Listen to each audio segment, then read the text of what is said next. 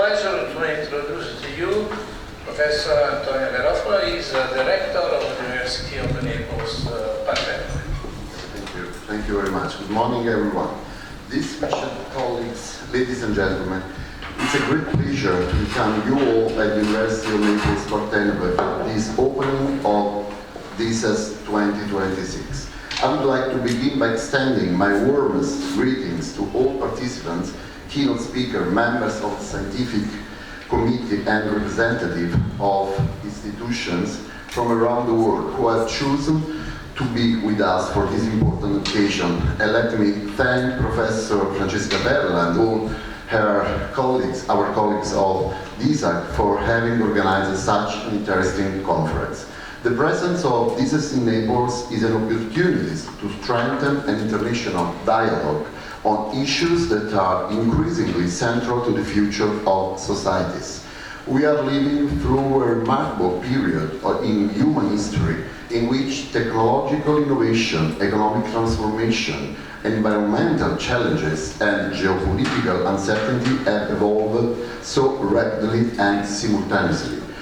We are witnessing an acceleration that is not simply changing the tools we use, but it's reshaping the way we produce knowledge, make decisions, govern institutions, and imagine the future. In this context, the theme of this conference, Dynamic of Socio-Economic Systems in the Age of Artificial Intelligence, captures one of the defining questions of our time. The challenge is understanding how technological innovation interacts with the complexity of social and economic systems, how we can harness unprotected computational power while preserving human judgment, ethical responsibility, and, but not least, social cohesion. As universities, we have a special responsibility in this regard. Universities have the responsibility to stimulate critical thinking, keeping the human central in decisional processes. In a world often dominated by immediacy, academic research provides the space necessary to ask deeper questions, not only what can be done, but what should be done, not only how systems evolve, but how to drive their evolution towards prosperity, inclusion, sustainability, and, but not least, well-being. The complexity of contemporary challenges cannot be addressed from within the boundaries of a single discipline. Economists need mathematicians, data scientists need social scientists, engineers need ethicists, policymakers need researchers. The future belongs not to isolated expertise, but to the ability to connect knowledge across fields and perspectives. The topics represented in this conference demonstrate the richness of this interdisciplinary approach. They remind us complexity is not an obstacle to understanding. Rather, it is an innovation to collaborate more effectively and think more broadly. At the University of Naples, Palermo, we strongly believe in this vision. Our mission is not only to generate knowledge, but also to create the conditions under which knowledge can be transformed into positive impact for society. It's in this spirit that we are proud to host the conference of such international standing and to entrust its scientific direction to colleagues of our university. And there is perhaps no better place than Naples to host such a conversation. For more than 2 millennia, this city has stood at the crossroads of culture, trade routes, scientific traditions, and intellectual exchange. Naples has always been a place where diversity generates creativity, where different perspectives encounter one another and produce innovation. In many ways, it embodies the very spirit of dialogue and openness that animates this conference. On behalf of University of Naples, Palermo, I thank you all for your presence. I wish you stimulating, productive, and inspiring conference. Thank you very much.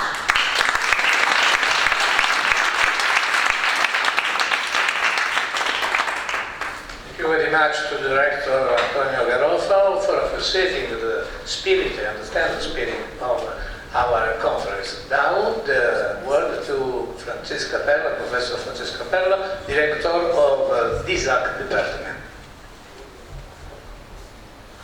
Dear colleagues, dear guests, dear participants, for me as well in the fourth department, I am proud to represent. It's a true pleasure to host DISAC 2026 conference here at our university. First of all, I would like to sincerely thank our rector for being with us today, despite his many institutional commitments, for the words he has just shared, and for the constant attention he devotes to the initiatives of our department. Allow me a brief personal note. Today I have the privilege of speaking in a double role, as a chair of this conference and as a director of the Department of Management and Quantitative Studies hosting it. A double responsibility, but above all, a double honor. For this I owe special thanks to Professor Massimo Squillante, one of the fathers of the DISAC conferences, for proposing that this edition be held at our university. It's an honor to contribute to a tradition built over the years by those who founded and supported this community. DISAC brings to Naples an international community of scholars and practitioners who share a common interest in the dynamics of complex socio-economic systems, especially in this age of artificial intelligence. In this regard, I would like to recall some evidence from the recent report, The Economic Impact of Mathematical Research in Italy, prepared by Deloitte Economics for the Italian Mathematical Union and the Institute of Applications of Calculus of CNN. According to this report, mathematical research contributed around 608 billion euros to the Italian economy in 2025 in terms of gross value added, about 34% of the national total, and supported 8.4 million jobs.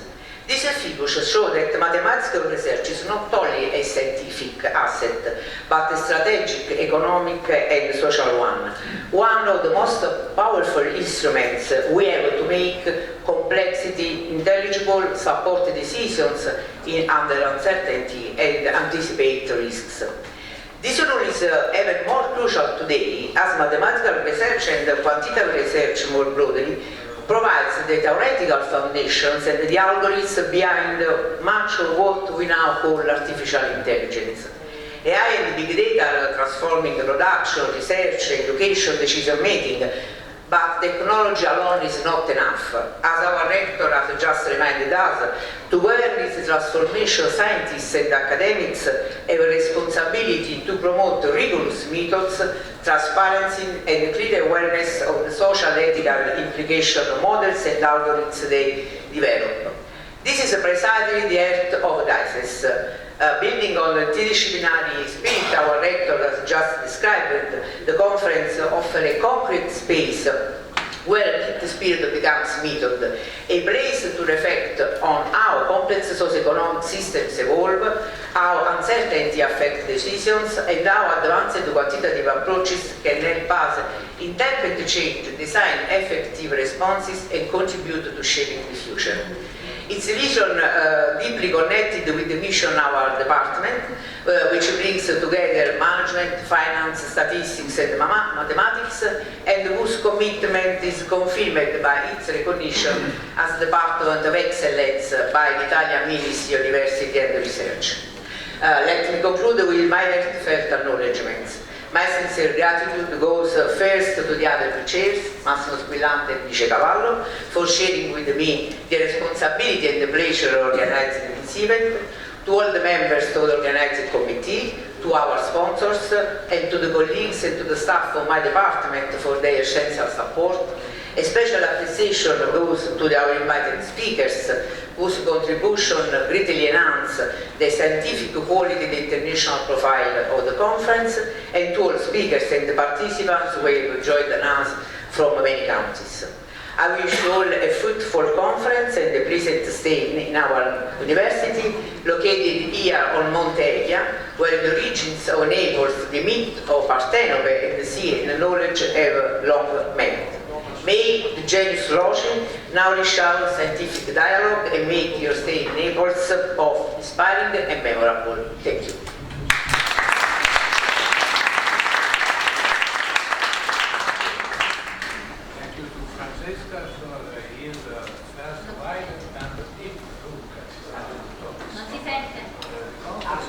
Microphone.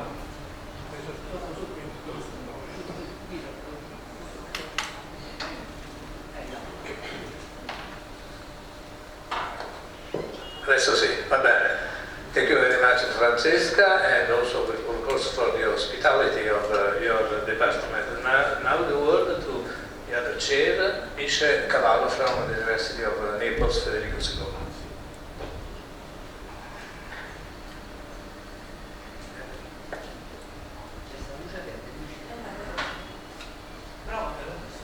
Good morning. Good morning, everyone. It is a pleasure to welcome you to DICES 2026 here in the beautiful city of Naples. DICES has always been characterized by its strongly interdisciplinary spirit, fostering dialogue among mathematics, economics, statistics, computer science, social science, and many other fields. We believe that only through collaboration across disciplines we can address the complex problems of our time. I would like to thank all participants, keynote speakers, session organizers, authors, sponsors, and members of the organizing team for their contribution to this conference.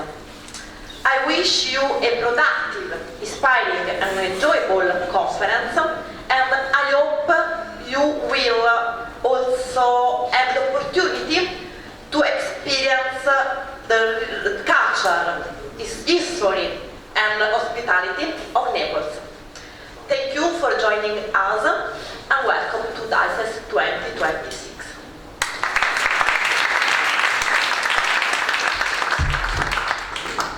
Thank you very much to Bisce, to Professor Bisce Cavallo, that in a sense represents a part of the future of DICES.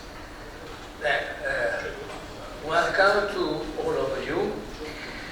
Thank you very much to the Rector of the University of Naples, Partenope, Professor Antonio Garofalo, and to the Director of the ISAC, Francesca Terra, that hosts our conference. Many thanks also to the representatives of the University of Naples, Partenope, but also Federico II and L'Orientale, that have contributed to organize this edition of DICES. And thanks to all the institutions and organizations that have supported this conference, and in particular to Association Mind that carefully managed the procedure for the participation to the conference. Dynamics of Socio-Economic Systems, DICES, is an organization that started initially in the first decade of this millennium with a group of Argentinian scientists directed by Araceli Proto, and with the important contribution of Marcel Oslo that we soon will commemorate. To encourage interdisciplinary research on socio-economic systems in general. Then, the group has been awarded by researchers coming from all over the world. The scope of the DICES conferences has always been rather largely defined. In general, the main emphasis has been to interdisciplinary collaboration and on new techniques capable of describing and predicting future behavior of socio-economic systems. Particular interest is for modeling and improving decision-making processes. In the past, Community DICES has hosted outstanding scientists as the Nobel Prizes Kenneth Arrow, Jean Tirole, and Vernon Smith. Also this year we host eminent scientists. I warmly thank Serge Galan, Jafar Zey, Nikolai Trendalev, and George Tsugas that have accepted to be the keynote speakers of this edition of DICES. And thanks to the scientists and the professionals that will animate the round table dedicated to the knowledge transfer, and to all the people that have presented more than 100 contributors to this edition of DICES. The conference is also the opportunity to visit Naples, in particular the site of Megalide, Castel dell'Ovo, that remember us the myths sung by Virgilio, and Spaccanagoli, the heart of Naples, and also, as Francesca said, is the first heart of Naples.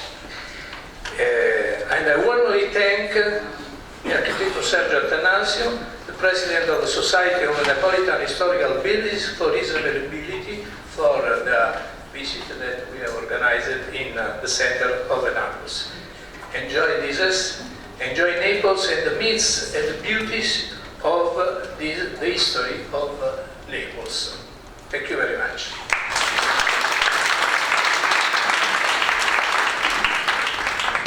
Now, as I said, this is the moment to commemorate Marcel and a friend of ours, and one of, as I said before, one of the people that had the concept, the first idea to build this very interesting and exciting scientific community. And we say, oh, yeah. Ciao Marcel. Ciao Marcel. Marcel is united in my mind with Araceli Proto. It's the first one, and first woman to think and to build this community, and that is interdisciplinary in nature. Before all the programs of the ministers and so on. Two persons that ideated, build, beloved, that is important for me, beloved this community, and the concept that is at the base of DICES, to the way to interpret the science, the research, the human relation between colleagues.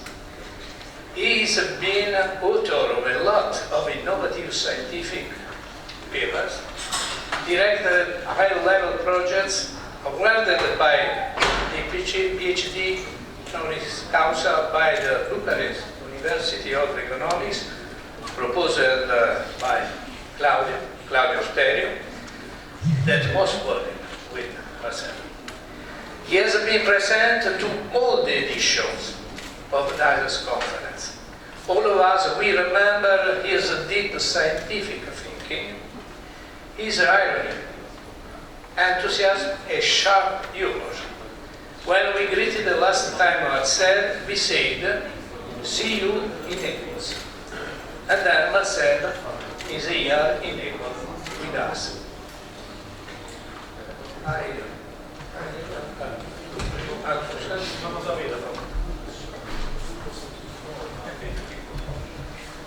Yes.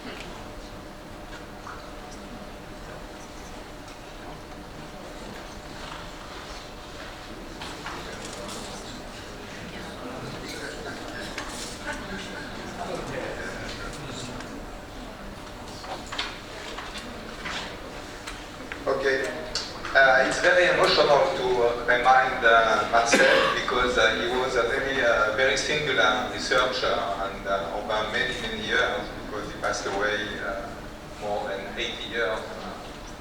So it's a long life, even if he left accidentally.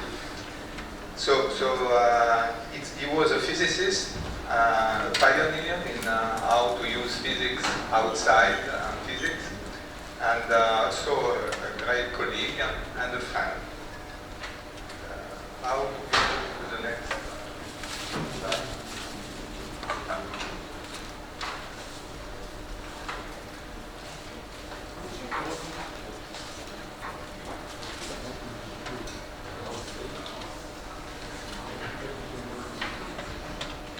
So he started in condensed matter physics and working on superconductivity. So it's kind of very technical and hard stuff physics, and amazing to see where he ended up, which kind of topic, because he even started to study and model religion, development, and all kind of topics. Then in the 90s, he moved to econophysics first and applied physics to try to understand financial market, and later on to sociophysics, which is more social and political modeling, and later on scientimetric and network study. He always kept crossing frontier from knowledge to knowledge, always with a nice spirit, a lot of appetite to discover new ideas, new understanding of this topic. He has really an impressive production, scientific production. It's hard to believe that this is true, because he has co-authored more than 900 papers, that means including paper, chapter in books. However, it's an amazing number. If you go to ResearchGate, you find that he has more than 100,000 citations, which is also kind of astonishing figure. If you go to Google Scholar, it's even more, but okay, Google Scholar is not very precise on this. His age index was 96 also, which is quite amazing number. And he worked for 5 decades. He has an amazing large number of co-authors. As a matter of fact, I knew him for many, many decades, but we never co-authored a paper together. We discussed a lot, but we kept our production separately. So as Massimo told you, he was really a pillar of DICES from the beginning up to this one, which is here in spirit, and he never missed one. He was internationally recognized. He built a large network of co-authors all over the world. And he was also a generous scientist, very open. He was tough, hard in demanding when you work with him, but always open to discussion and to hear new ideas and ready to move on. He left us a really inspiring legacy. And he was able to have a rare combination, really, of being strong, rigorous, adventurous, joyful, open, and yet very hard worker. Because when you see the number of papers he published, this means he really did work a lot, even if it was with many co-authors.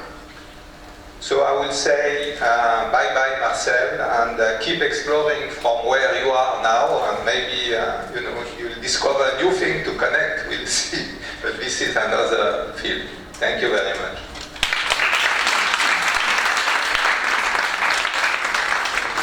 Claudio, Thank you. What should I say about Marcel? Marcel was my second mentor, scientific mentor. The first mentor was my PhD supervisor. I met Marcel 14 years ago, and it was a very unusual way to be in touch with him, because I approached him by email, and from one email started a very fruitful cooperation.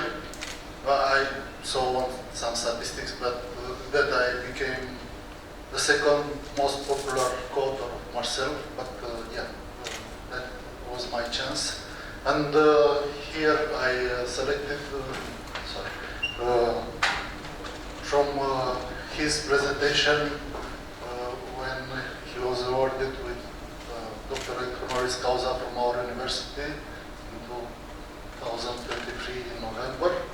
And I kept most of the slides which I will show to you, I kept it, so are written by himself.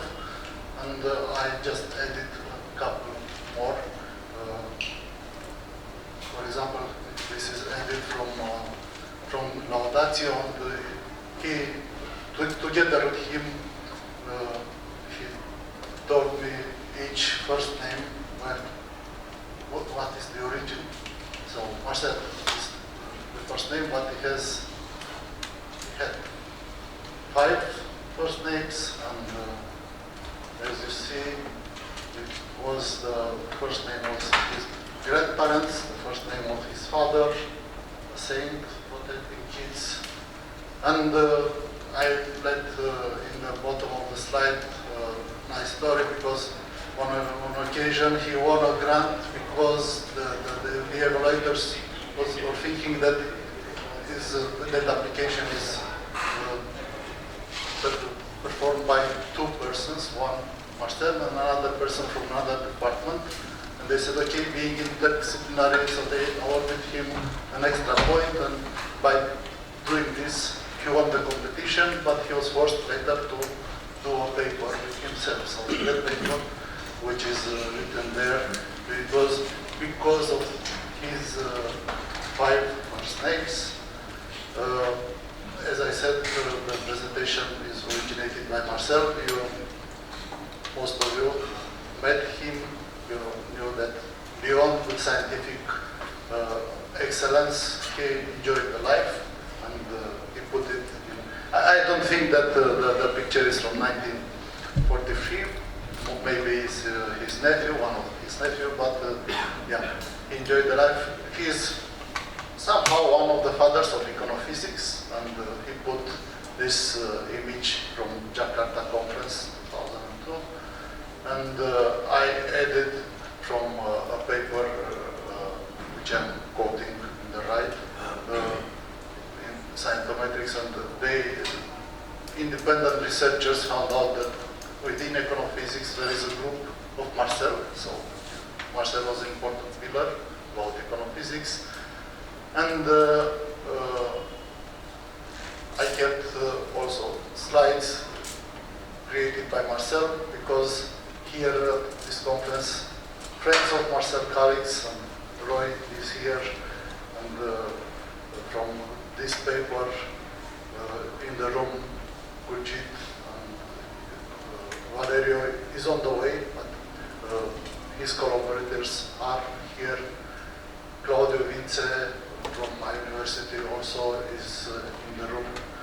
And he had very broad research interests in science.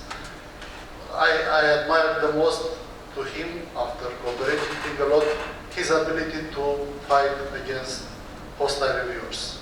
He was the best in doing this. So therefore, okay, his productivity, he managed to overcome hostile reviewers, and not only once. Because sometimes you have hostile reviewers. And here another paper where I'm author, Marcel is co-author. So, by Marcel, I was shocked when that accident happened. He was very well performing in September, but yeah, unfortunately 1 month after that, a stupid accident in a bus station. No one actually knows what happened. So he fell and hit his head by a rock. 2 weeks after, yeah, he is not with us anymore. Goodbye, Marcel. And thank you for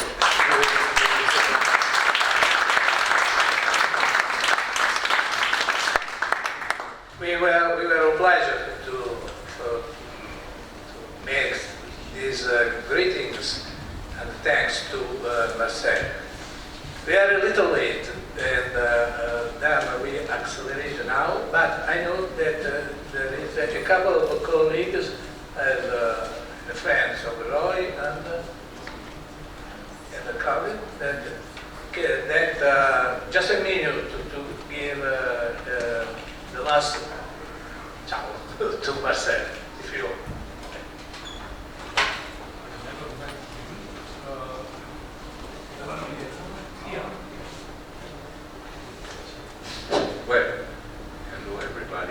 not ready to speak about Marcel. I don't know if I will be able to say something without crying.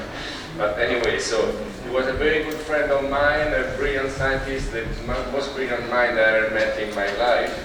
I just want to read one of the last emails he wrote to me, because we made a lot of papers together, and some of them were about quantitative methods for sports, because he was really attracted by football and soccer, and every kind of sports, like bicycle races and everything. And the subject was, I'm watching Bayern against Paris Saint-Germain. I'm sorry. And he wrote to me, I'm wondering if beside number of kilometers run by players, one has some statistics on the number of kilometers that the ball has done.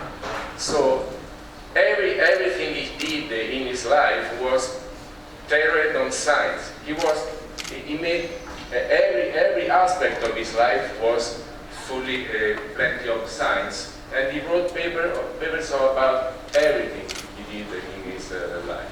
So it was it's an unbelievable loss for me and for science, and I thank you for this moment.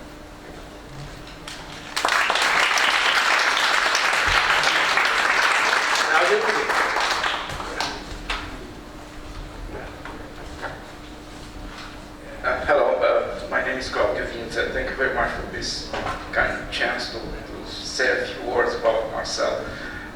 Met Marcel in 2019, was actually a social event at the conference that we had in Bucharest. So we went together, they went together, whatever. I met him somewhere in the New Delta where this social event was held. And then I think it was indeed around the football match that particular night in May or beginning of June. So we were watching this match, don't remember what football match was, whatever, around a glass of wine. So, and then I think we started to talk about potential work together exactly that night. So that was the very beginning of our collaboration. In the end, we produced 4 papers together.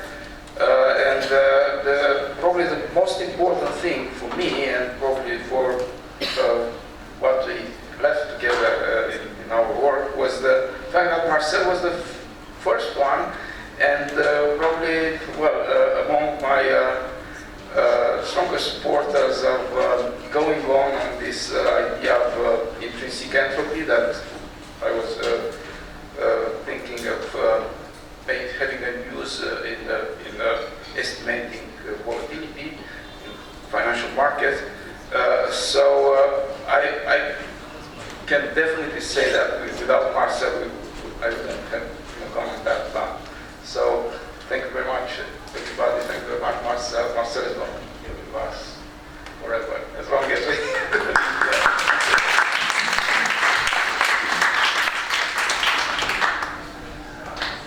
Thank you very much to all of you. Now is a moment of Vernon Smith, of the prize Vernon Smith. I just want to introduce, it is not necessary, of course, to introduce Vernon Smith, not the prize with Kahneman and Tversky for economics.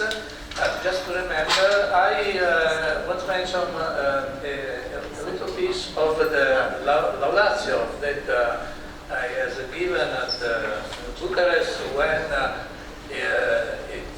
he was awarded by PhD honoris causa by means of Claudio and by the Bucharest University of Economics. If a personal memento is allowed, I am grateful in particular to remember that Vernon Smith some years ago was so gentle and generous to deliver a great lecture at our conference Thesis held at Rouen in France. Discussing it with Emiliano Brancaccio, Michael Campbell, Alessio Gizaga and myself. I am very grateful to him for this.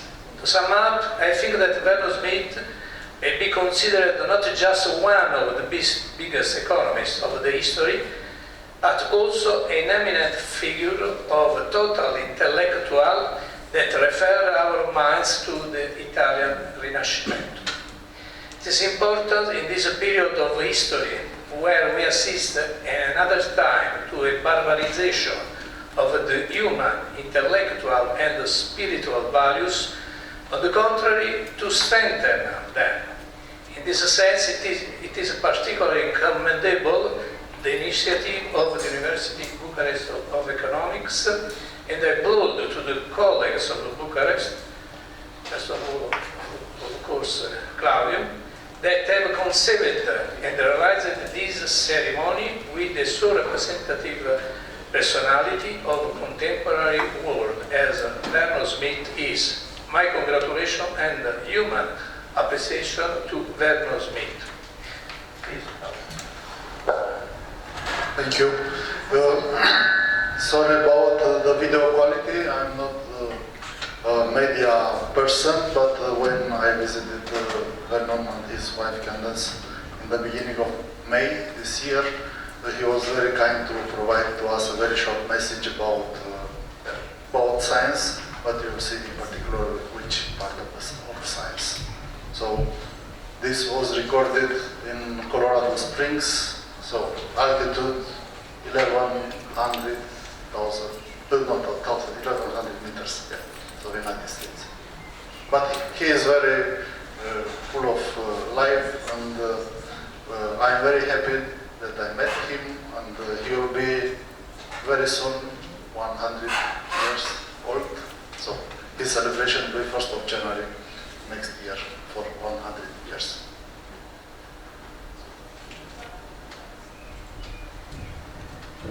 Okay, well, I'm sometimes referred to as the father of experimental economics, but I think it's important for intentionally creating the field of experimental economics. I simply did my first experiment at Purdue University, which was my first appointment, because I was curious about how a market might work. I realized I didn't know it, that's something I didn't know anything about. And so the idea of doing an experiment was to learn from the people in my class. It was a classroom experiment. No one in the laboratory.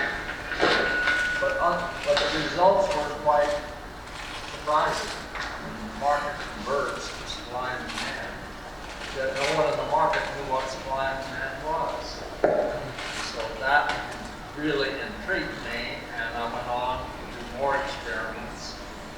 Other people curious about my results are replicating those experiments, and so gradually experimental economics became a subfield within economics. Thank you.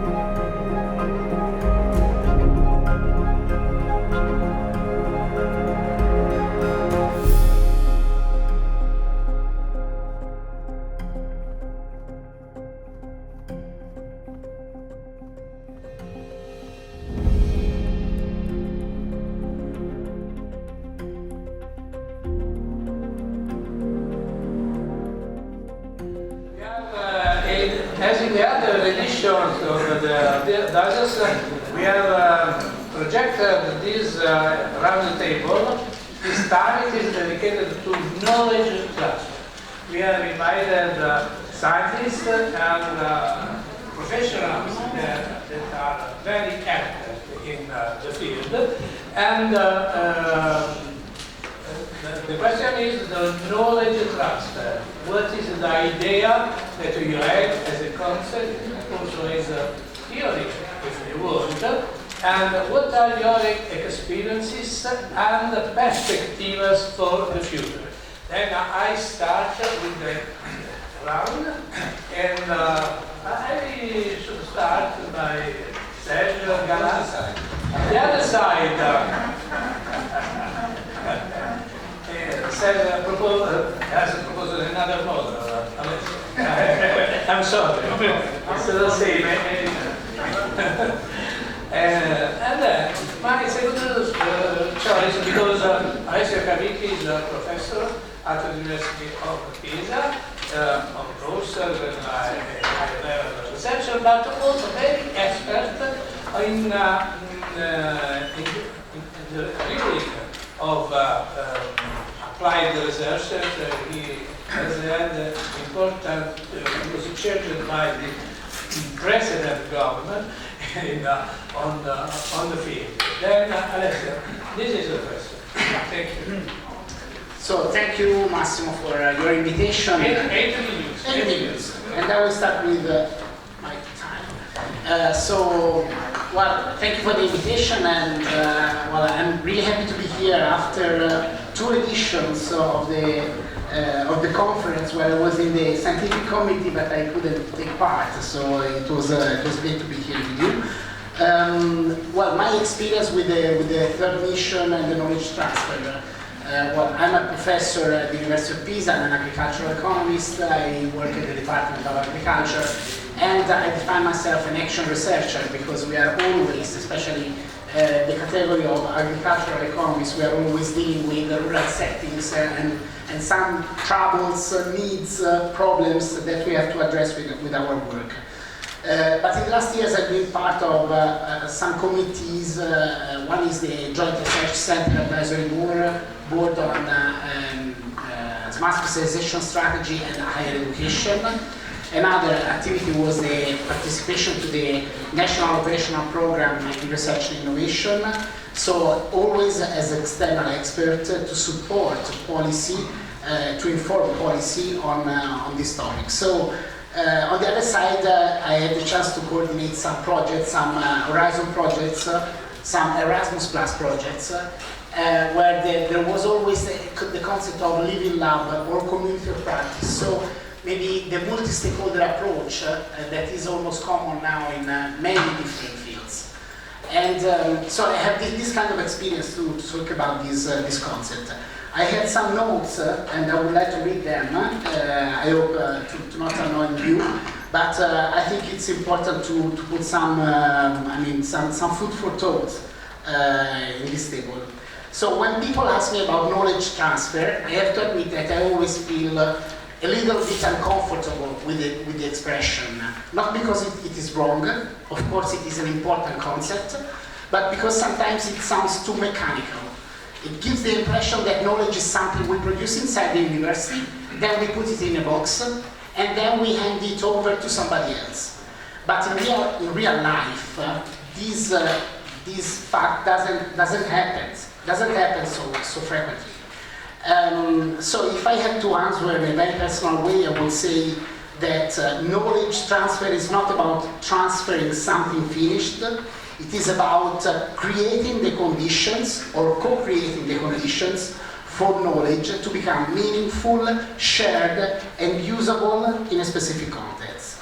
And well, this changes a lot, because if we see in this way, the university is not just a producer of skills, expertise, and knowledge. The university becomes a place that can connect people, can help them talk to each other, can translate between different languages, the language of researcher and the way we communicate, the language of policymakers, the language of entrepreneurs, of local communities, of farmers in my field. And sometimes simply help people trust each other enough to start working together. In many of the things I've done over the years, this has been the real value of the university, not only producing knowledge, but making collaboration possible. I came to this view not only from theory, because of course I'm a researcher, and so I study the theories behind these concepts, but also from practice. For example, in one of the projects I work on in the Marche region, because for 17 years I've been a researcher and professor at the University of Macerata, the project was about gastronomy, tourism, and local development. This morning it was interesting to listen to a presentation about over-tourism. It's not the case of Marche region, but we had some troubles, we had some wicked problems in Marche, and we had to connect all these different sectors in a specific area. That means that you need to speak the language of the industry of shoes, of the gastronomic sector, of the hospitality sector, and they don't talk with each other. And you are at the university, and you are there embedded in that specific context. And what was interesting, the most important result was not simply we gave them knowledge. The most important result was that we created the process. We facilitated meetings, we had stakeholders identify common issues, we involved students through problem-based learning, challenge-based learning, project-based learning. That means that we need to look to different pedagogical approaches, not only our face-to-face lessons. And then, when the project ended, the collaboration continued through student competitions, new European projects, new activities. So for me that was a very strong lesson. Knowledge transfer works when it leaves something behind. Not just a document, not just a project, but stronger relationships, stronger confidence, and stronger capacity to act together. In rural areas, which are a big part of my work, they are often described only in terms of what they lack. Fewer services, fewer infrastructures, the population, many different problems. But they also have something extremely important, tacit knowledge, the oral knowledge, and the traditions that are passing through different generations. Practical intelligence, community memory, social ties, and a deep understanding of place. In my research on rural innovation ecosystems and on the evolving role of universities, I've tried to argue that innovation in this context does not come from simply importing solutions from outside. It comes from combining different forms of knowledge to create a reciprocal trust among the different stakeholders and different categories of stakeholders. So this is why I prefer to speak about exchange, co-creation, brokering. In one of my recent papers, I describe universities as innovation brokers, actors that reduce fragmentation, connect local and external knowledge, and support coordination among different stakeholders. I think this is a useful image because it captures something very practical. Often the problem is not that people do not have ideas. The problem is that they are disconnected. They don't talk to each other. The farmer, the small medium enterprises, the policymaker, the researcher, the student, the civic association, each one sees a piece of reality, but nobody sees the whole picture. We have a role. We have a role as university professors, as researchers, because we can have this kind of picture, we can help people to have it, we can help ourselves to build a vision of a place. Last point. Time. Real knowledge transfer is slow. Trust is slow. Mutual understanding is slow. It happens in a marriage. It happens in a couple. We need time. Building a shared project is slow. We often live in systems that reward quick outputs, number of papers, number of citations, report, event, deliverables, numbers. But in many of the collaborations I remember as truly meaningful, what mattered most was continuity. I was impressed this morning by the emotional moment you had to remember your colleague, our colleague. And okay, I don't think that the H index is the final word on the career of each of us. And I think it's a matter of fact. and returning after the project, keeping contact with stakeholders, making sure the relationship survives beyond the funding cycle when you work on a project. So in the tourism and gastronomy experience, for example, the continuation after the formal project ended was one of the clearest signs that something real had happened. So, I'm finishing. Knowledge transfer for me is not the transfer of ready-made solutions from the university to society. It is a process of listening, translating, connecting, co-creating, so that knowledge becomes rooted in people, relationships, and places. This is my personal experience.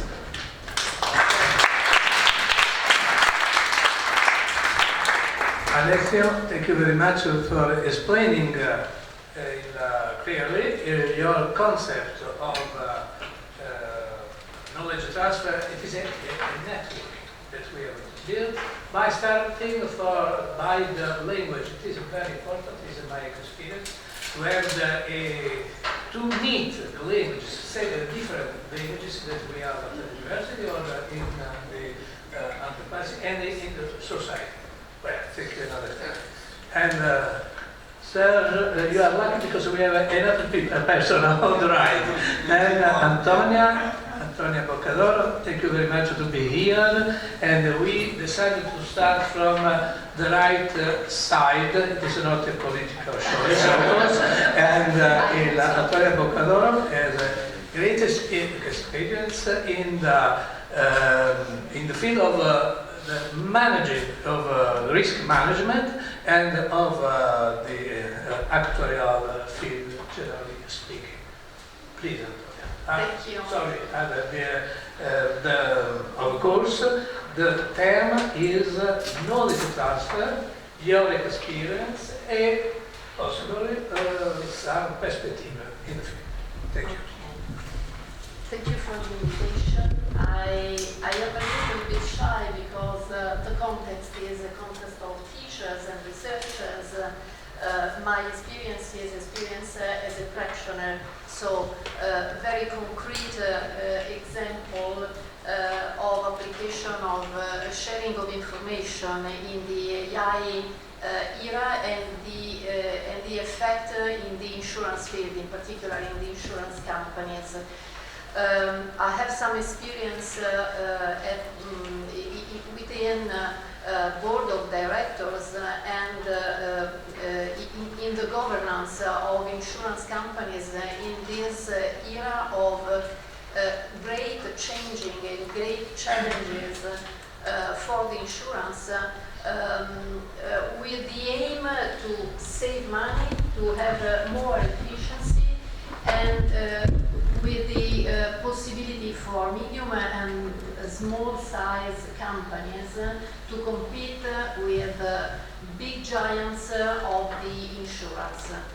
And this era is a possible occasion and a possible possibility for small and medium companies to have a position and to concrete growing without no specific big efforts and with growing the number of people necessary to reach some goals.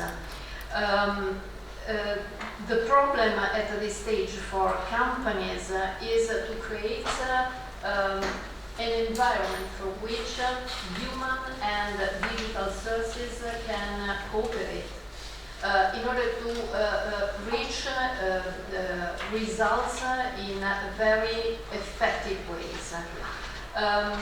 In my experience, there are 4 pillars to have in mind in order to use AI and digital tools in a very effective ways.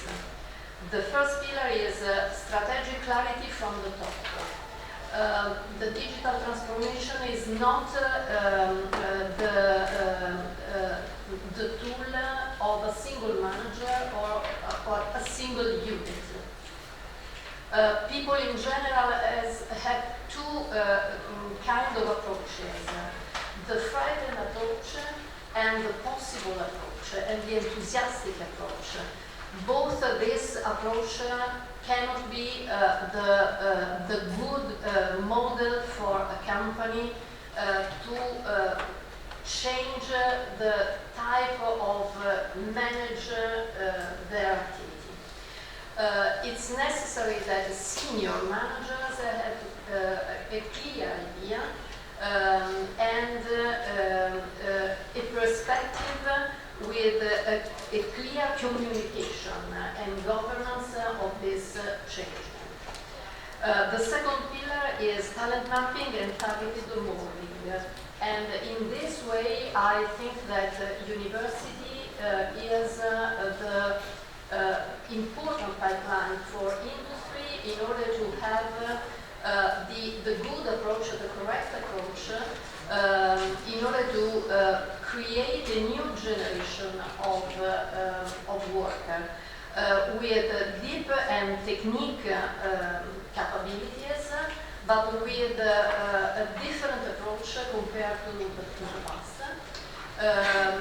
It is necessary to have an approach open-minded with possible to change the terms of his own job from time to time in a very quickly way. It is not focus the digital competencies. It is necessary a central technical competence in terms of need for insurance industries. I mean underwriting, risk management, management of claims, care for clients, marketing, and so on.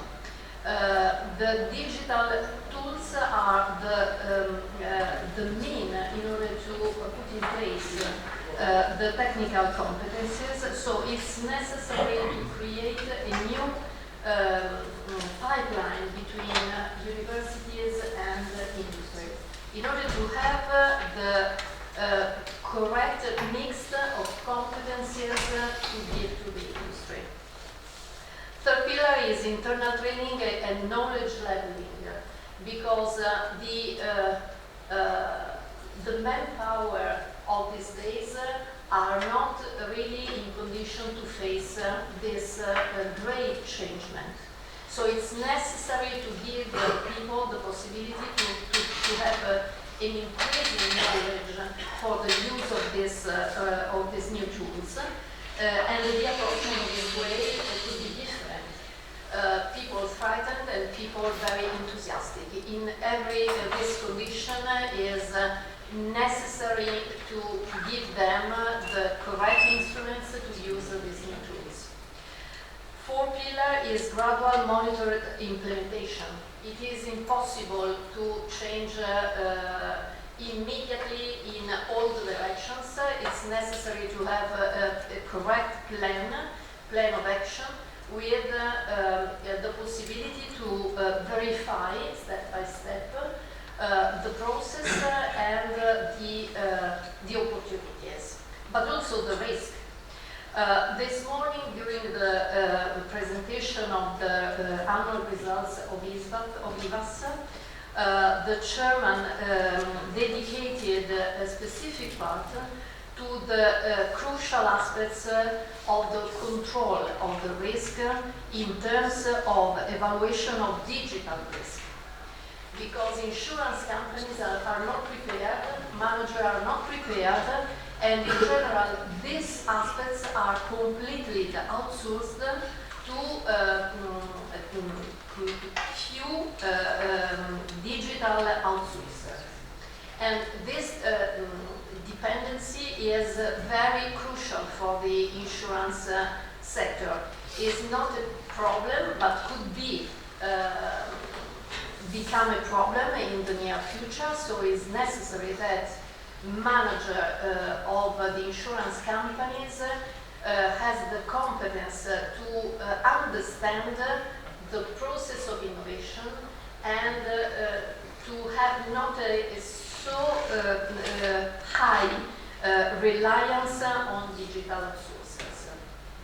And also the measurement of digital risk is a problem for the risk manager inside the insurance companies, because there is the necessity to very quickly understanding of the consequences of this speed process.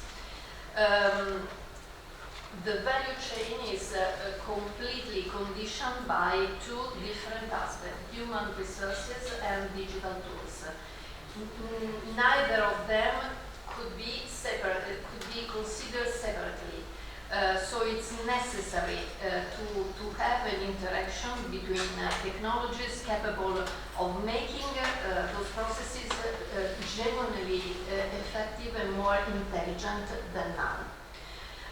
In particular, the insurance sector is one of the most ancient systems of producing activity. So the possibility to have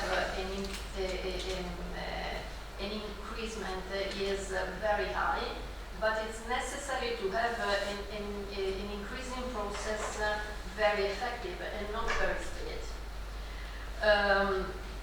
For closing, the knowledge transfer challenge in the AI era is not just a business problem. It is fundamentally a social problem. It is a problem of education for a new era, for which the connection between industry and university is very, very crucial. Thank you.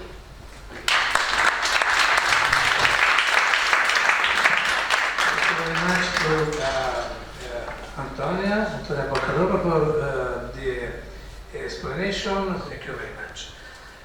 Then, rapidly, give the word to Mario Saburri. Mario Saburri is expert in teaching also in the university, but above all, he is very expert in projecting and building and carrying out the European project that are proven in reality. And he knows, he knows the importance of several disciplines, about them mathematics. I thank you for this. Mario Saburri is one of the most dangerous speakers on the market, and I give 7 minutes to Mario. Thank you very much. So I will start being disruptive. Do you like it? Yes. Thank you for me. Thank you to all. Why? I believe that it's important to be disruptive. As said by Massimo, mainly, I need the mic. It depends on my voice. Okay, so thank you. So normally,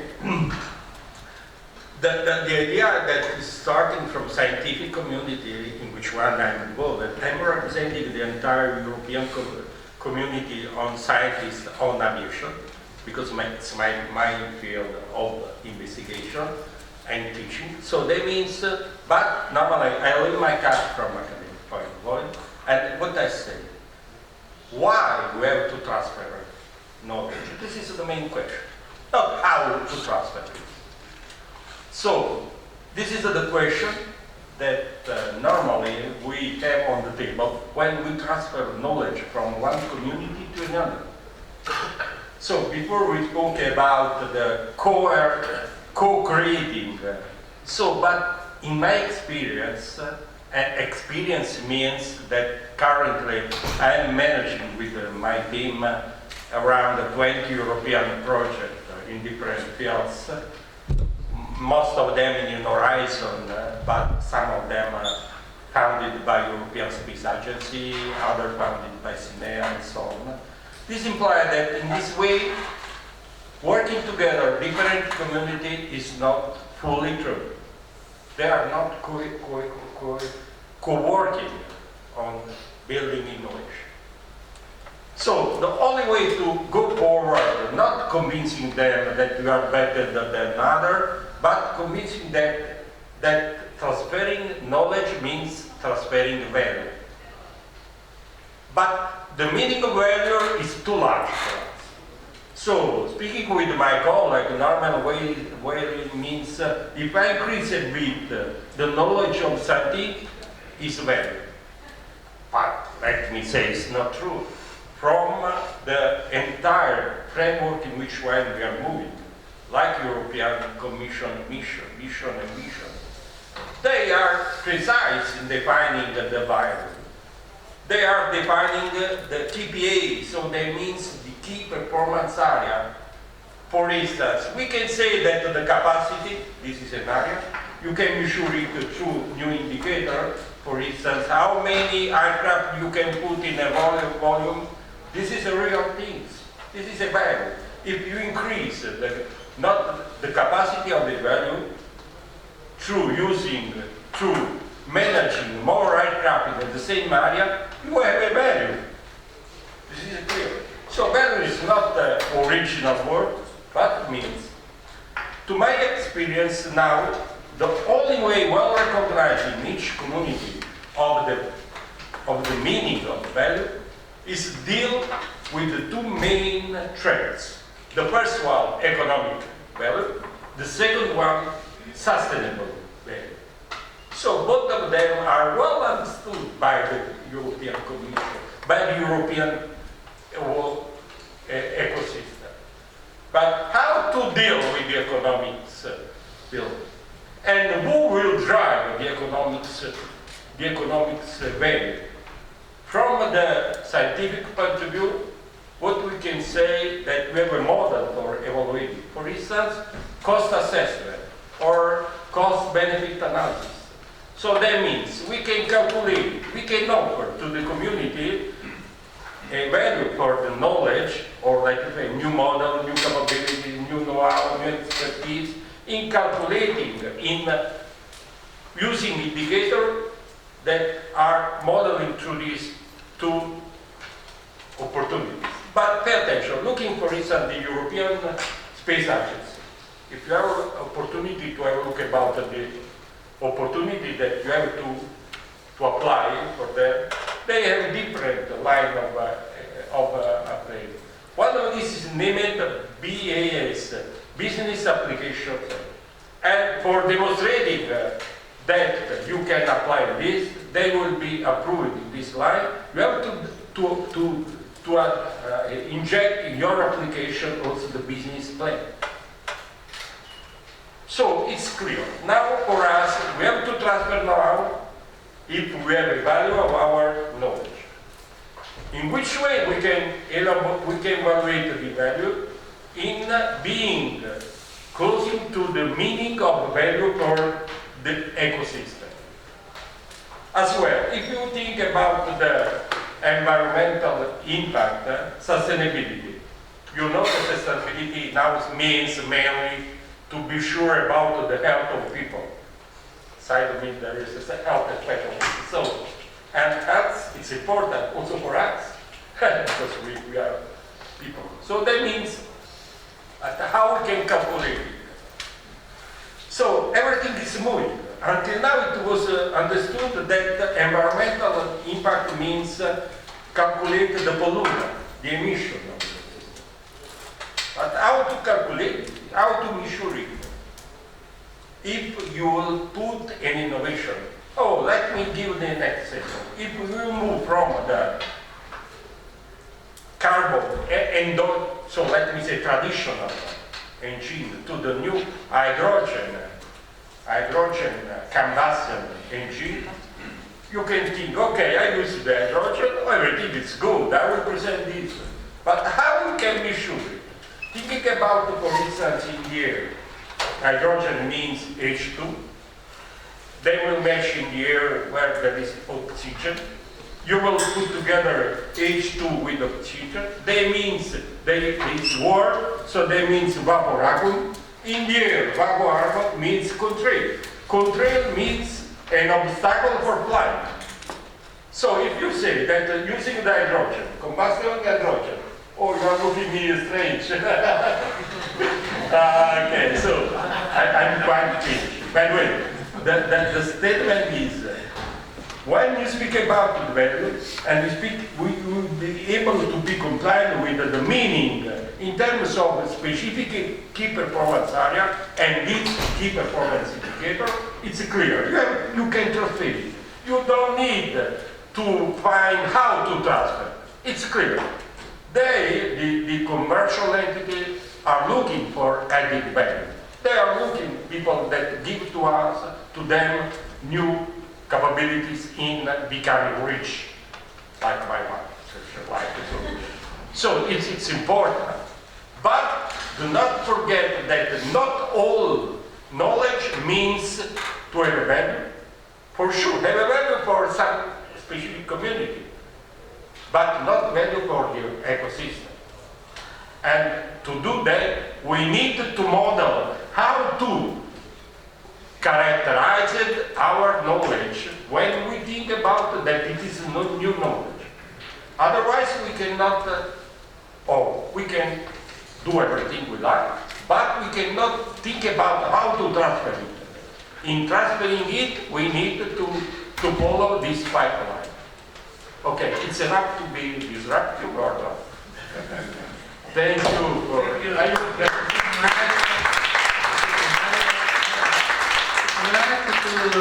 To pose other questions, to ask other questions like why we have disaster, and then to specify the point of the view about the value. Anyway, thank you very much for your remark about my eyes.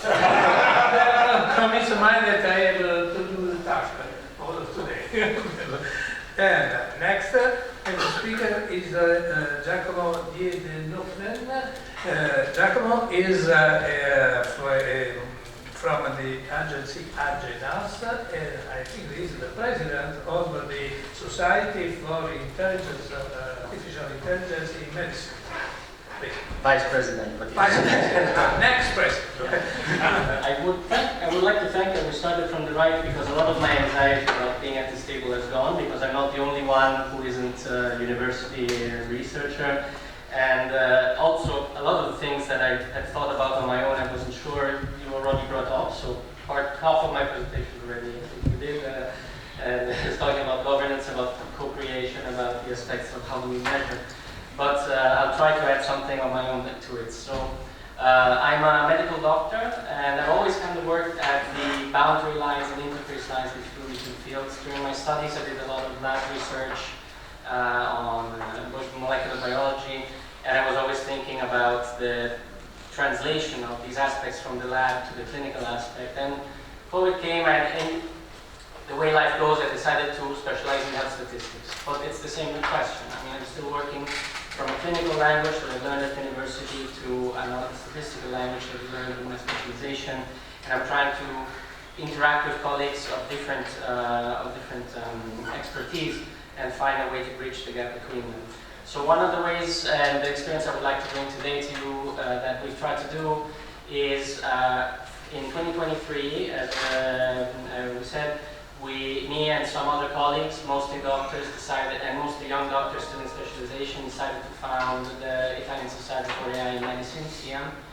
And the idea behind it was, of course, we were all very passionate about AI and about the implications for our field, but the goal was not to just be promoters of AI in our field. We expected this technology to reach the clinical medicine regardless of our promotion or not of it. What we were more concerned with was whether those professionals like us who then carry the responsibility for patients would be in a position to govern the arrival of this new technology, and or alternatively merely have to passively absorb it and receive it from above. Obviously, if an AI model enters into decisions about the health of the patient, someone in the room has to understand it well enough to interrogate the output of the model and, where warranted, override the model. Where no one in the room can do this, the responsibility for this decision does not dissolve. It simply migrates, usually toward whoever supplied the system.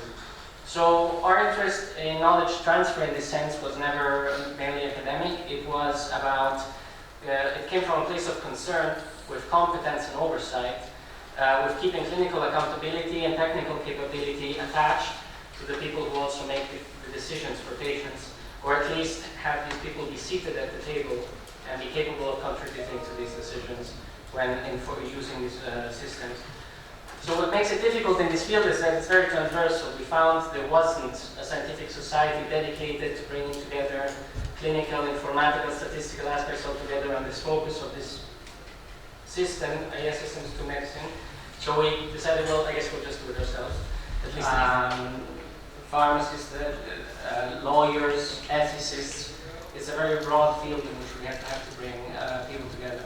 And an interesting aspect that we mentioned about co-creation, I think, is that we really quickly realized that, and I too am not comfortable necessarily with the term knowledge transfer, because we quickly realized that it was not a linear axis of there's people who know more about AI who have to tell us what they know about AI, so we are more prepared for this change.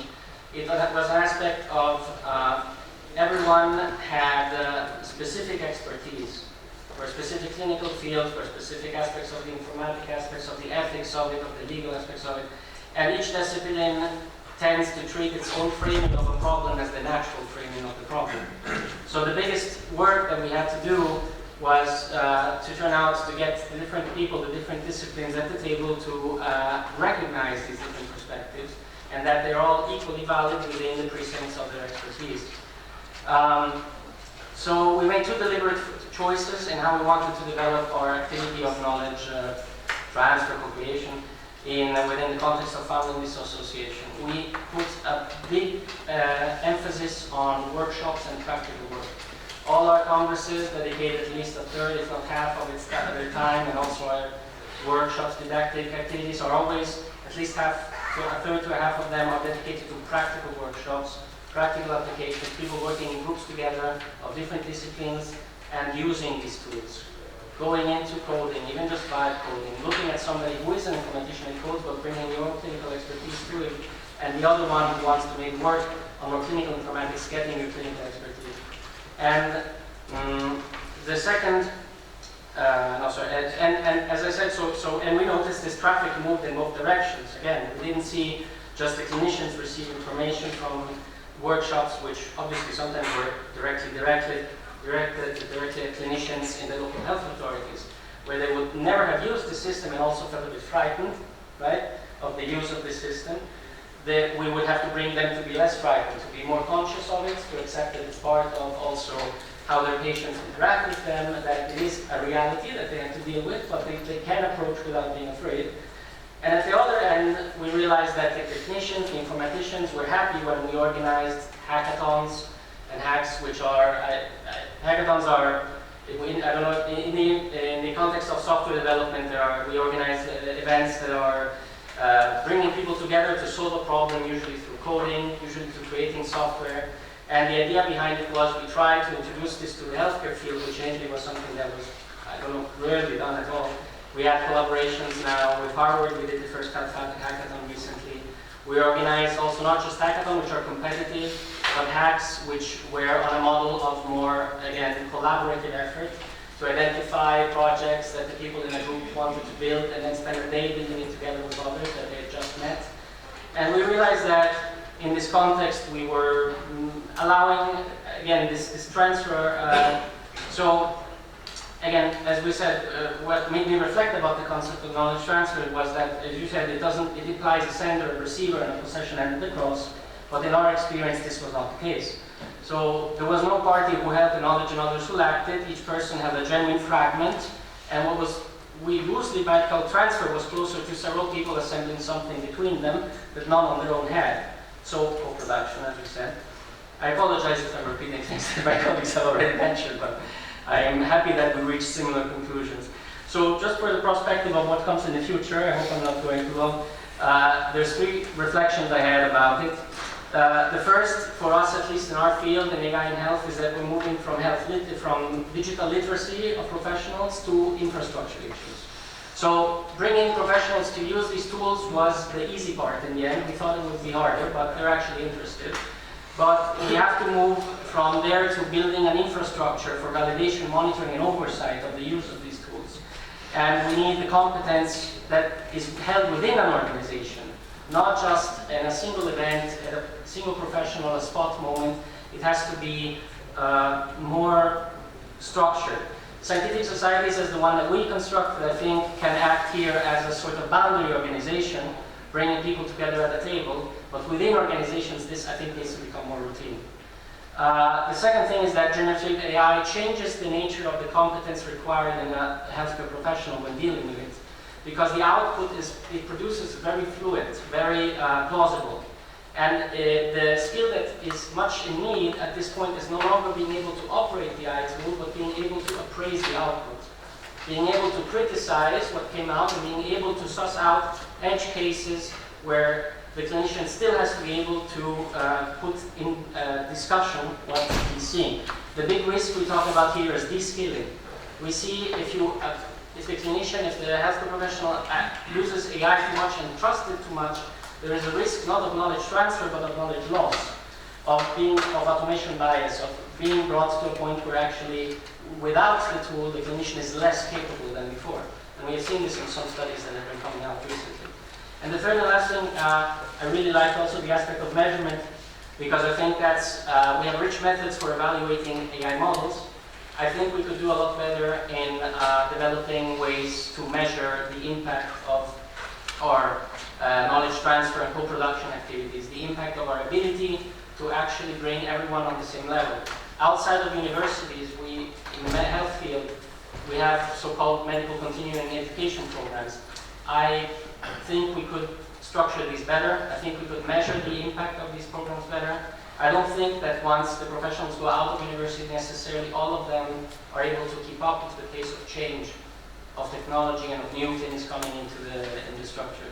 And this is also an issue for the patients, obviously, who deserve to have the best possible care, but there need to be ways to measure to which point we are able to actually co-produce or transfer knowledge in this segment.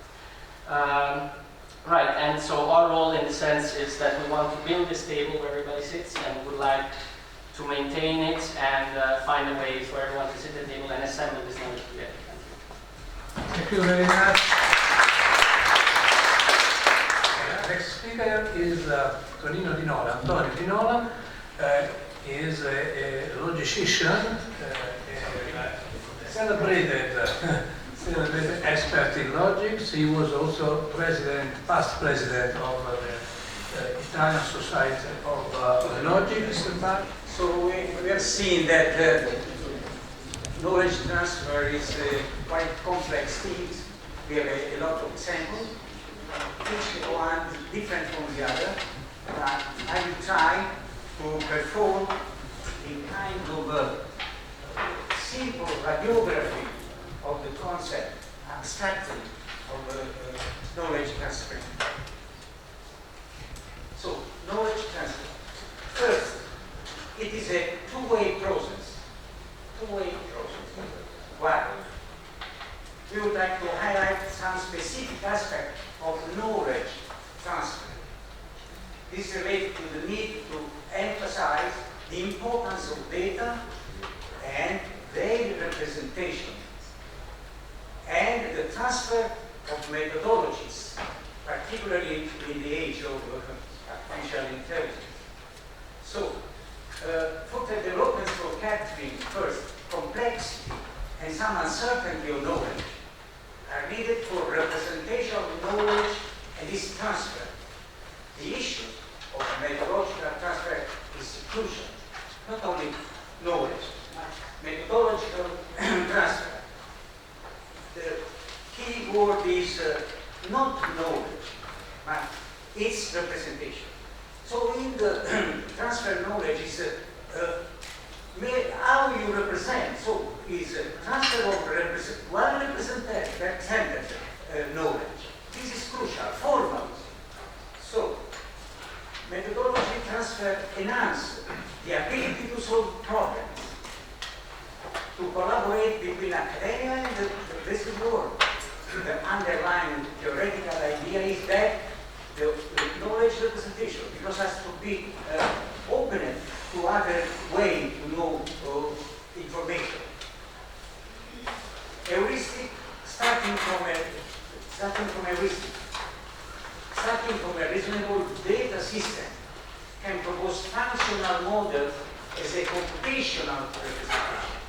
An algorithm as a representation of a knowledge extracted from data. So these are steps.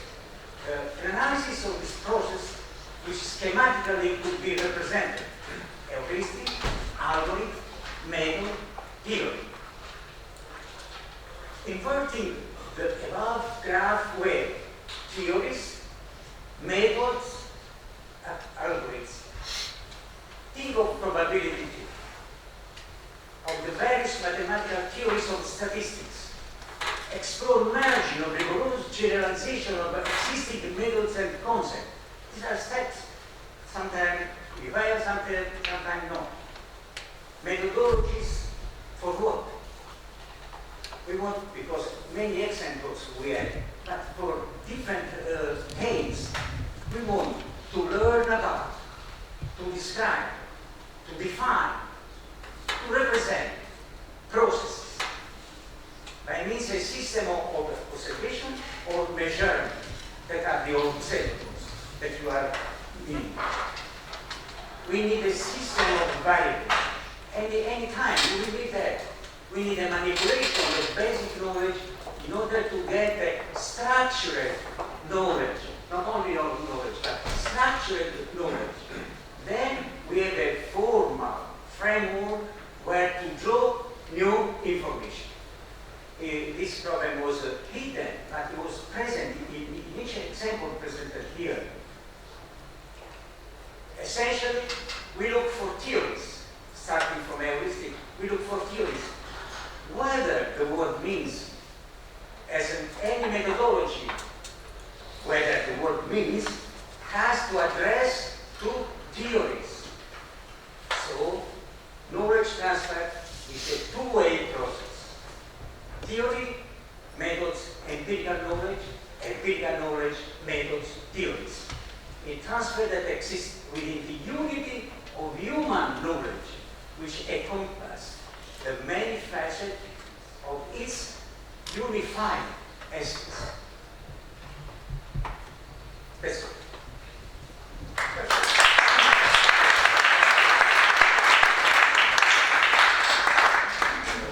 He has presented a good paradigm for not just for knowledge transfer, but for knowledge.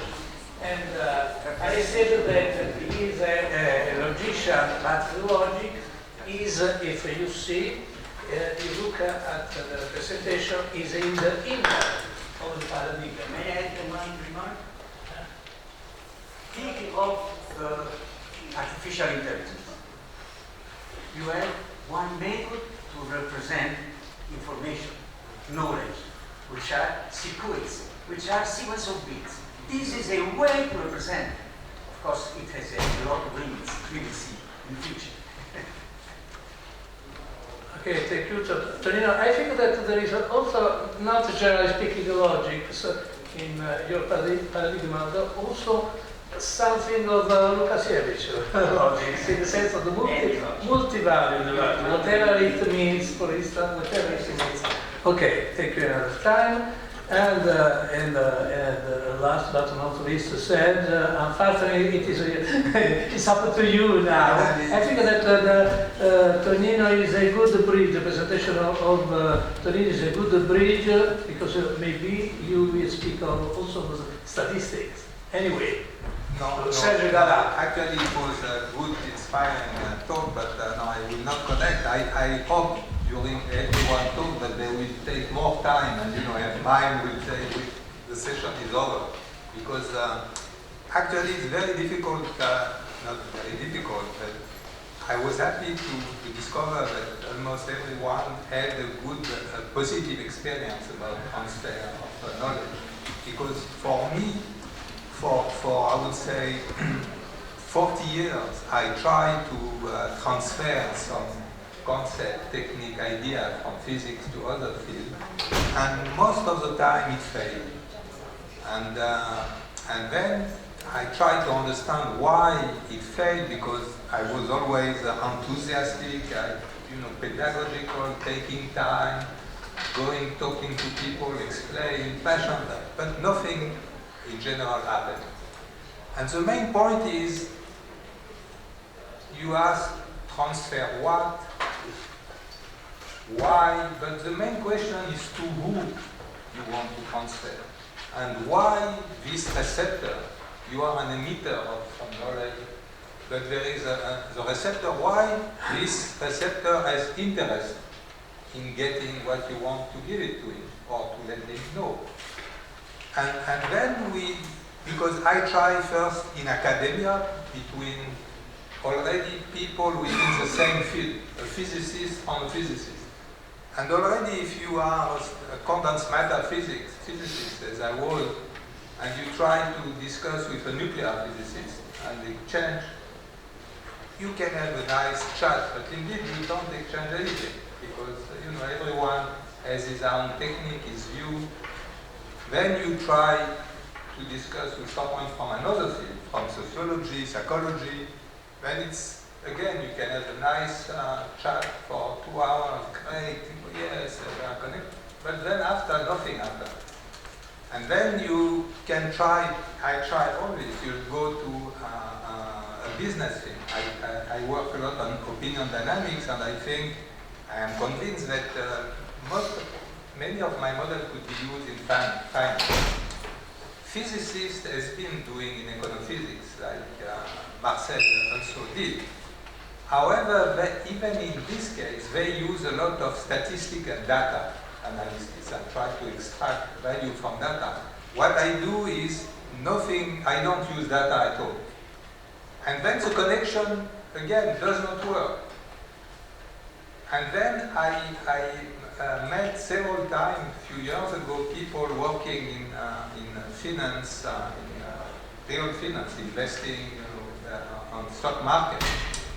So they were also interested in the discussion, but after said, okay, but we need to have some ready to use, give me a program that will tell me where to invest directly. But this is, if I will have this, I will not need them. I want to transfer my view, and they will digest it in their view. And this takes a lot of time and effort for someone to digest some food that it's never eat, and he has no anything to digest it actually. Even if he wants, he does not have the necessary ingredient to digest it. And then at some point, I did not give up, so this is why up to 10 years ago, I have been always in physics lab, in research lab of physics, doing my sociophysics, because nowadays many physicists are doing it. But then I say, okay, as I cannot transfer, I will transfer myself to social scientist lab. So now I am in science school. So I am the only physicist in the whole university. So I thought, okay, this there, by having a personal exchange and thing, you could try to transfer things, to get something. But again, it's the same problem that after first discussion, casual discussion, even intellectual, nothing happened. And then the point is why all this never worked. And I think it's because today we are everywhere, maybe it has been always, you have, when you start to be a practitioner or researcher, you have your center of interest, your topic of research, and you are working on it. And then you are not, to be able to work on this topic, this has taken many years of learning, of experience, of mastering, and then you are not, it's, even if you want, you cannot just inert, you move, you are a bird, you will not become a fish, even if you say, wow, it will be great to be in the water, that means. And it's something similar to that I get to the point. The difficulty to develop, because then, why the other guy, the receptor, I want to transfer my knowledge, will become a fish if he's a bird. And then, why I am fish, why I will become a bird? Everyone is what it is, and so we cannot move. So nothing happened.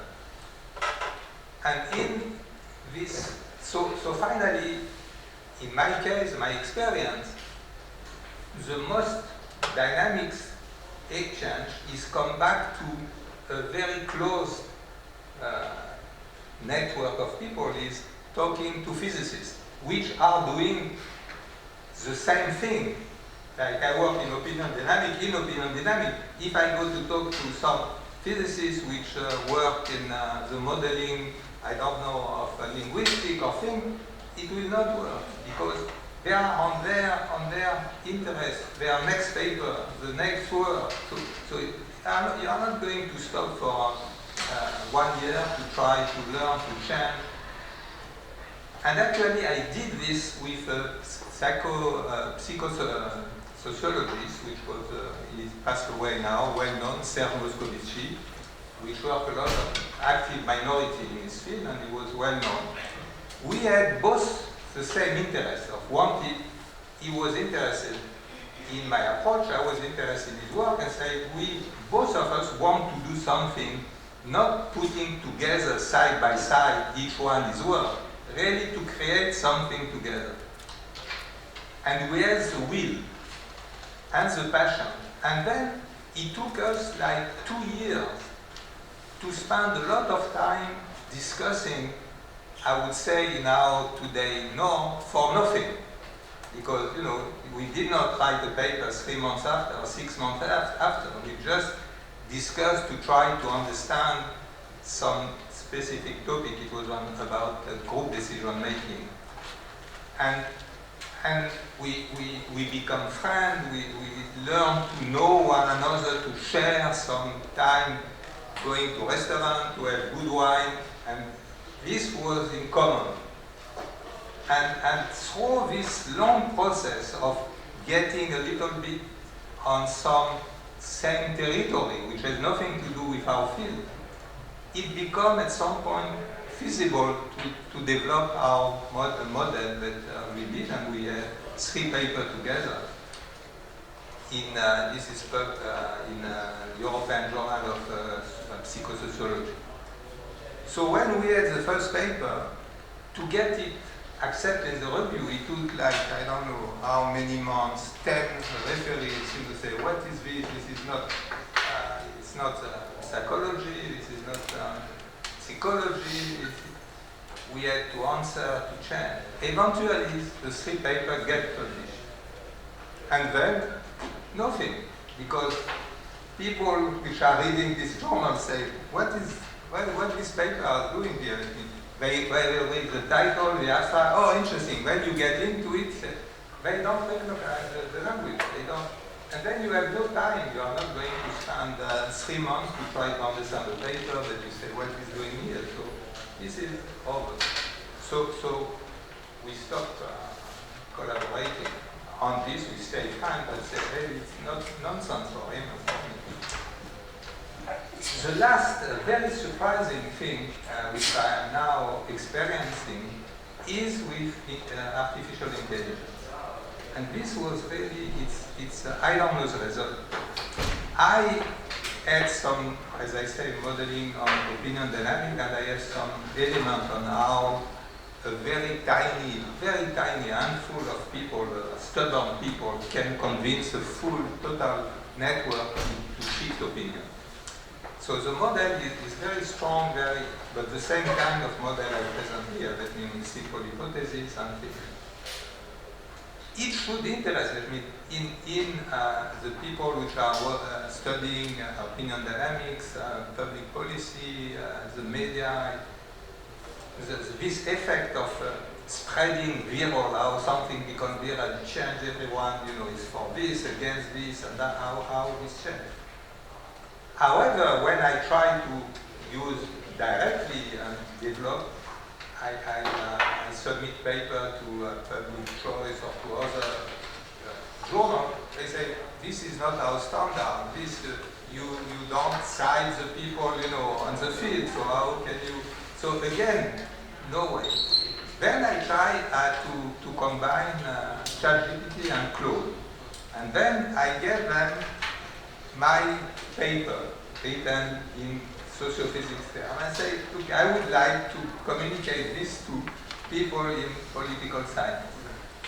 What should I? And then he gave me exactly what I said. But no, this they will not understand. This does not interest them. But you have to put it this way to it. So this is a bit like you were mentioning.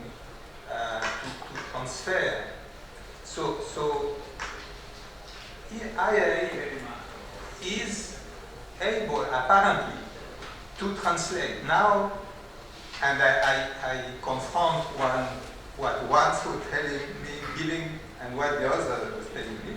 Now I have a paper, which I think also I recognize, but there are parts, the way it is written, I think I will never have wrote it this way. The reference, I don't know this reference, but there are from the field I want to address. And then the next test is I will submit this paper now and see what happens. And this would be very, for me, an exciting and very interesting experiment. Because if the journal say from the editorial board, no, this is not, does not fit the journal. So it means that this artificial intelligence did not yet reach to the point to make this total translation of knowledge. But if it works and I can get to referee, this will be already a great success. So maybe next year I can tell you what happened with this experiment.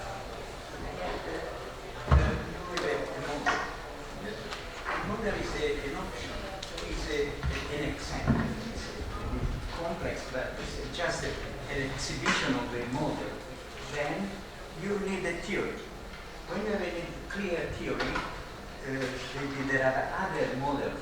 You can realize the similarities of them, and then you can a larger way to apply. So a single model, you have to find the strict condition that build your model. So I just stress it. Methodologies are before theories, in different theories. We have a lot. We have many models that be little changed, little different interpretation of single variables, but the theories that is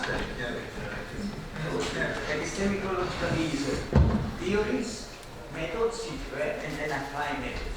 And when you have some problems that you can describe, or you have some fractional rules and so on, you try to be together with the methodology, and then you call for a theory. If not, you use the methodology when many papers which are present in so different conferences. We have some methodologies, you don't have theory. So I like the Anyway, Tonino, sorry, because I was wrong. Tonino is the most dangerous speaker on the market. Thank you for that. Thank you for that.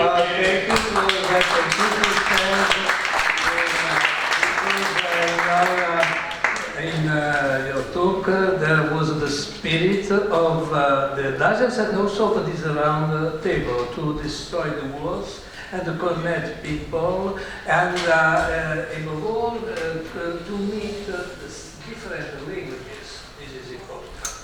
And unfortunately, we have another time for a second round. Anyway, I am satisfied of this meeting. I was honored to be with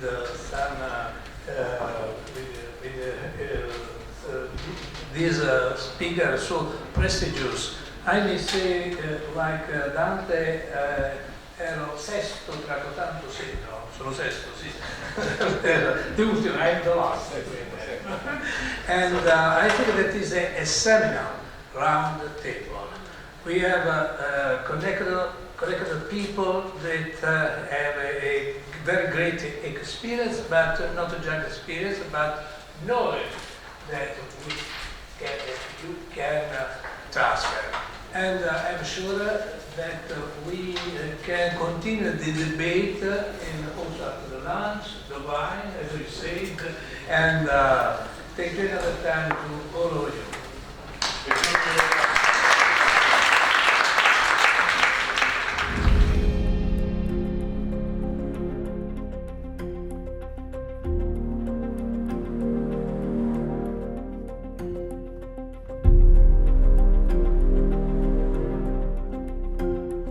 Le nuove tecnologie sono ormai fondamentali ai fini della formazione. L'Università Partenope, con l'area economica e non solo, cercano di investire al meglio. Devo dire che ormai le nuove tecnologie sono diventate parte integrante del percorso formativo e gli studenti con entusiasmo le affrontano, le studiano e si confrontano con i professori per provare a trovare sempre nuove soluzioni e soprattutto cercare di rendere il più possibile il loro percorso formativo in linea con i tempi. Il tema dell'intelligenza artificiale chiama anche a delle responsabilità, innanzitutto etiche. Come università, insieme all'Università Campania, noi abbiamo sottoscritto una convenzione appunto con lo Stato Pontificio, perché noi riteniamo che l'etica sia fondamentale, ma allo stesso tempo l'investimento in queste tecnologie è inevitabile. Uno per tutti, noi abbiamo un corso di laurea in ingegneria della cyber security, dove certamente la cyber sicurezza è l'approccio significativo, ma in una chiave di intelligenza artificiale. Ma ripeto, questa è trasferita in maniera trasversale su tutti gli ambiti disciplinari dell'ampia offerta formativa di questo Ateneo.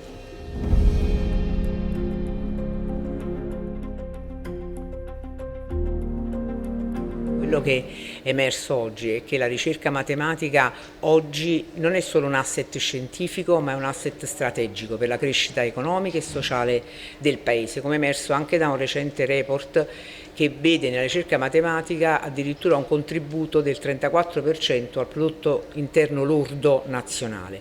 Quindi è molto importante curare soprattutto l'intelligenza artificiale e con questa sinergia negli ambiti quantitativi tra matematici, statistici, economisti e quindi cercare di interpretare la difficoltà del presente e ovviamente per cercare di creare un futuro migliore.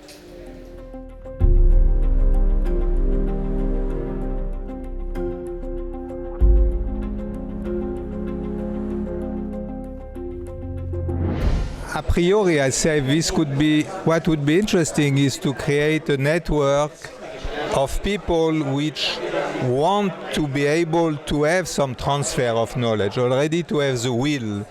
This would be nice, and to see what can be done, how to do it, and how to manage to do it with some specific case, maybe by choosing some concept or some tool or some methodology.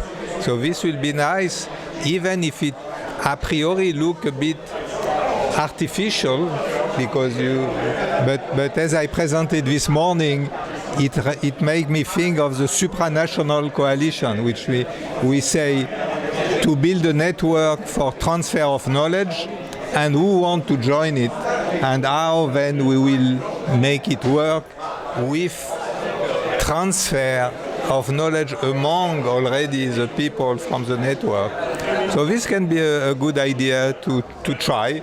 I don't know if it works, but it would be a nice way to try.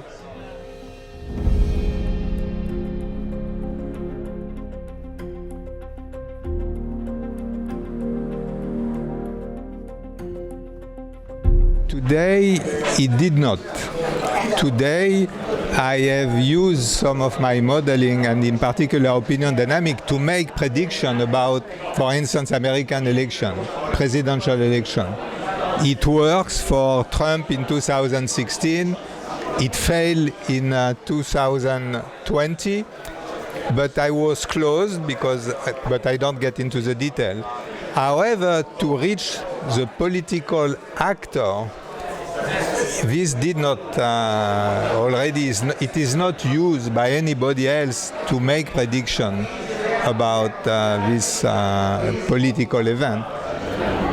But there is an additional element which is very sensitive with respect that if a political party will be interested to use my modeling, then I will not collaborate, not independently of what is this party, but then it will be associated to a political view, while my approach is to try to define universal mechanism of opinion dynamic which can be used then by everyone, opposite parties. So it is important.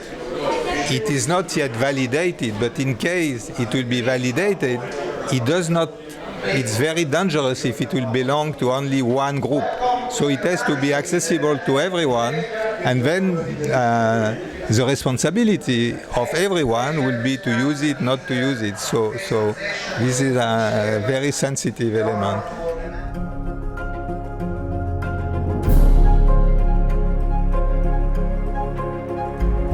Nell'ambito di questo grande cambiamento che è generato dall'intelligenza artificiale, dal punto di vista degli operatori assicurativi occorre mettere in fase alcune iniziative. In primo luogo una strategia di cambiamento verso l'uso della tecnologia che parta top down e che quindi sia una scelta consapevole del senior management. Altrimenti il rischio è quello delle iniziative estemporanee con diverse velocità e diversi approcci da parte delle differenti business unit. La seconda questione riguarda la formazione delle nuove leve di human resources di cui l'impresa assicurativa ha bisogno. Ci capita di domandarci quali fisionomie di competenze accademiche ha bisogno l'industria assicurativa. Certamente c'è un forte orientamento verso le conoscenze tecnologiche e quindi gli ingegneri, i fisici, ma non si può perdere di vista l'aspetto tecnico assicurativo. Quello che riteniamo sia utile è una forte competenza verticale dei nuovi ingressi nel mondo del lavoro assicurativo con una capacità di utilizzare in maniera produttiva le nuove tecnologie e sempre una capacità di guardare ai problemi con un occhio aperto e un occhio innovativo e non difensivo rispetto alle nuove tecnologie.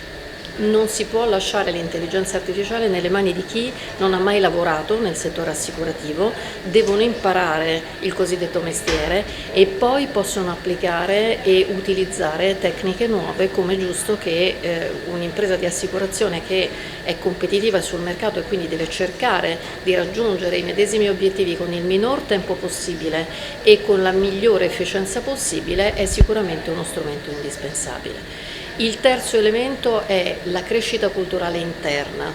L'approccio verso l'utilizzo dell'intelligenza artificiale viene vissuto generalmente in due modi opposti e comunque molto periferici, molto estremi. Ci sono gli entusiasti ma che la usano magari in maniera eccessiva o in maniera acritica, quindi senza controllo, e ci sono coloro che si spaventano, che sono terrorizzati dall'uso dell'intelligenza artificiale, anche in ottica di perdita di posti di lavoro. Bisogna quindi che ci sia una buona informativa interna su cosa l'azienda vuole fare rispetto all'utilizzo dell'intelligenza artificiale, che ci sia anche un'etica nell'uso dell'intelligenza artificiale e quindi policy adeguate, procedure adeguate e soprattutto che ci sia un'opportunità di crescita e di formazione, di aggiornamento del personale senior in maniera tale che possa crescere gradualmente anche in quest'ottica di rivoluzione dei processi. L'ultimo elemento che va considerato è quello del controllo e del monitoring. Non è immaginabile di introdurre sistemi di intelligenza artificiale senza un attento controllo in maniera graduale per poterne verificare pro e contro e poterla governare. Uno dei temi più controversi in questo momento e più complessi è la valutazione dei rischi di una compagnia di assicurazione nell'epoca dell'era digitale. I rischi tecnologici, i rischi digitali e i rischi operativi nell'uso della digitalizzazione è molto elevato anche in considerazione della circostanza citata proprio oggi dal Presidente dell'IVAS circa il fatto che troppo spesso le compagnie lasciano a soggetti terzi, a terze parti, i cosiddetti outsourcer, fasi di processo molto critiche dal punto di vista della tecnologia utilizzata, con ciò essendo totalmente dipendenti per elementi estremamente critici nella value chain di una compagnia di assicurazione di alcuni processi senza poterli governare. Su questi elementi bisogna avere una consapevolezza di crescita anche di know-how interno e soprattutto di possibilità di internalizzare almeno parte di questi processi per poterli governare.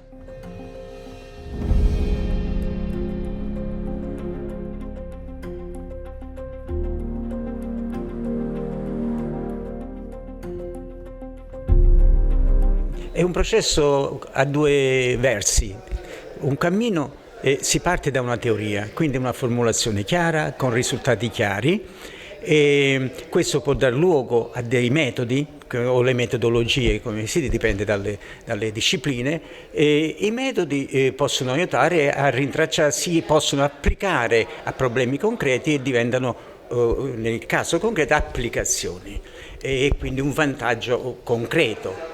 Al contrario, si hanno delle euristiche, vale a dire delle esperienze, quindi delle regole di operatività e formano la conoscenza di base che è basata sull'esperienza. Quando questa si trasforma in un metodo, quindi a un'organizzazione diciamo più formale, più esplicita e più descrittiva, si hanno delle cosiddette metodologie, quindi si hanno delle procedure. Queste procedure sono procedure, aggiungono informazioni, aggiungono conoscenza? Tipicamente no, perché producono altri esempi e quindi non aggiungono nuove informazioni. Magari gestiscono quella che già c'è, la rendono più esplicita, la rendono più rapida. Poi se c'è un processo di astrazione, diciamo, di questi metodi, e se l'astrazione è ben fatta e se si trovano le idee per descriverle, da una classe di metodi può nascere una teoria, che è una teoria formale, che rassicura perché è deduttiva e quindi, date quelle condizioni, sappiamo quali sono le conseguenze e quindi il ritorno si può avere in queste direzioni. Quindi la conoscenza va in due direzioni, dall'esperienza alla teoria, dalla teoria alle applicazioni. In mezzo c'è l'uso utile dei metodi, quelli che spesso troviamo in queste conferenze, per cui descrivono i metodi di trattare probabilità per ottenere dei risultati, dicevo. Quindi è una strada a due corsie e diciamo il regolatore di questo traffico in genere sono i metodi, le esperienze professionali, ecco, direi questo.